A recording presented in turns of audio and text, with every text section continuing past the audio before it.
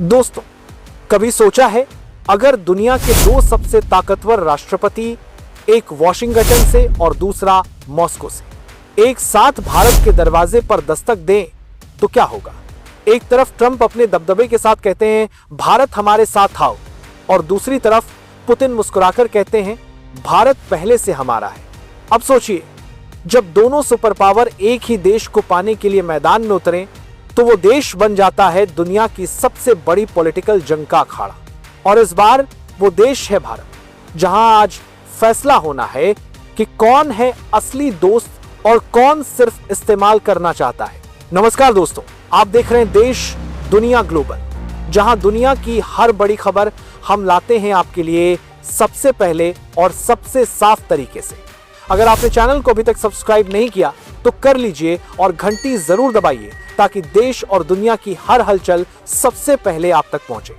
अब कहानी शुरू होती है वॉशिंगटन से, जहां अमेरिकी राष्ट्रपति डोनाल्ड ट्रंप ने एक बयान देकर अंतरराष्ट्रीय राजनीति में भूचाल ला दिया। ट्रंप ने दावा किया कि प्रधानमंत्री मोदी ने उन्हें आश्वासन दिया है कि भारत अब रूस से तेल नहीं खरीदेगा। यानी अमेरिका चाहता है कि भारत पूरी तरह उसके आर्थिक खेमे में आ जाए। लेकिन कहानी यहीं खत्म नहीं होती। कुछ ही घंटों बाद रूस ने वो किया जिसकी किसी ने उम्मीद नहीं की थी। रूस ने सीधे भारत को एक बड़ा रक्षा ऑफर दे दिया। मॉस्को से बयान आया कि रूस भारत के साथ दीर्घकालिक रक्षा साझेदारी को और गहरा करना चाहता है। भारत में रूसी राजदूत डेनिस अलीपोव ने साफ कहा, 6 दशकों से भी अधिक समय से भारत और रूस के बीच रक्षा सहयोग भारतीय सेना की रीढ़ रहा है। उन्होंने बताया कि भारत के लगभग 70% सैन्य उपकरण रूस से आए हैं और इसका असर दिखा। ऑपरेशन सिंदूर में भारतीय ताकत ने जिस तरह प्रदर्शन किया वो उसी सहयोग की मिसाल है।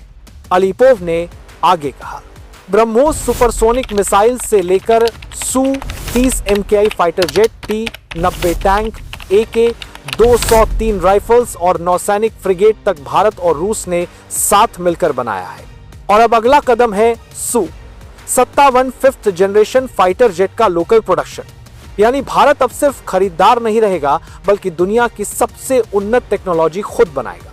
Drone technology, anti drone system और हाइपरसोनिक हथियारों पर भी बातचीत चल रही है। रूस ने साफ कहा है कि वह अपना युद्ध अनुभव भारत के साथ साझा करने को तैयार है। यानी आने वाला दशक भारत रूस मिलिट्री पार्टनरशिप का सुनहरा युग हो सकता है। लेकिन दोस्तों, अमेरिका चुप नहीं बैठा। व्हाइट हाउस से ट्रंप ने बयान दिया, मुझे खुशी नहीं थी कि भारत रूस से तेल खरीद रहा है, और मोदी ने आश्वासन दिया है कि वे ऐसा नहीं करेंगे। अब सवाल यह है, क्या सच में मोदी सरकार ने ऐसा कोई आश्वासन दिया है? भारत के विदेश मंत्रालय ने तुरंत जवाब दिया, भारत अपने नागरिकों के हितों में फैसले लेता है। हमारा ऊर्जा आयात पूरी तरह उसी मकसद से निर्देशित है। यानी ट्रंप के बयान को सीधे तौर पर खारिज कर दिया गया। एक तरफ अमेरिका चाहता है कि भारत पश्चिमी ब्लॉक का हिस्सा बने, दूसरी तरफ रूस चाहता है कि भारत अपने पारंपरिक साझेदार को बनाए रखे। भारत के लिए यह बेहद नाजुक दौर है, क्योंकि एक तरफ रूस से सस्ते तेल की आपूर्ति है और दूसरी तरफ अमेरिका के साथ बढ़ते रणनीतिक और टेक्नोलॉजिकल संबंध। लेकिन इतिहास गवाह है, भारत ने हमेशा संतुलन की नीति अपनाई है। ना किसी ब्लॉक में झुका, ना किसी दबाव में टूटा। और शायद यही वजह है कि आज दोनों महाशक्तियां भारत को अपने साथ देखना चाहती हैं। भारत ने साफ कहा है, हम वही करेंगे जो हमारे नागरिकों और हमारी अर्थव्यवस्था के लिए सही होगा, चाहे वो रूसी तेल खरीदना हो या अमेरिकी निवेश लाना। आज भारत की स्थिति ऐसी है कि वो किसी का मोहरा नहीं बल्कि गेम चेंजर बन चुका है। ट्रंप के बयान और रूस के ऑफर, दोनों का जवाब भारत ने अपनी नीति से दिया है। हम सबके साथ हैं लेकिन अपने हितों के खिलाफ नहीं, और यही है न्यू इंडिया की पहचान। तो दोस्तों, सवाल अब भी वही है, क्या भारत अब अमेरिका और रूस की जंग का मैदान बनेगा या फिर दोनों को मात देकर वर्ल्ड बैलेंसर के रूप में उभरेगा? आपको क्या लगता है, भारत को किसके साथ रहना चाहिए, रूस, अमेरिका या फिर सिर्फ भारत के साथ? कमेंट में जरूर बताइएगा।